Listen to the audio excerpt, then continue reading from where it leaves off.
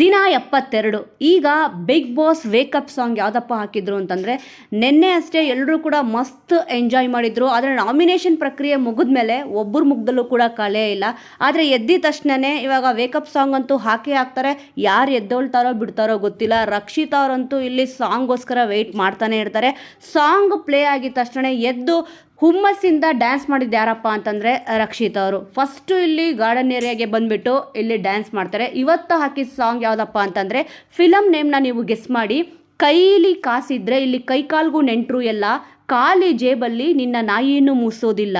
ಈ ವಾರ ಏನೊಂದು ಕಾನ್ಸೆಪ್ಟ್ ಕೊಟ್ಟಿದ್ದಾರೆ ವಿಲ್ಲನ್ ಅಂತಂದ್ಬಿಟ್ಟು, ಸೇಮ್ ಅದೇ ತಕ್ಕಂಗೆ ಇಲ್ಲಿ ಹಾಡು ಕೂಡ ಹಾಕಿದ್ದಾರೆ.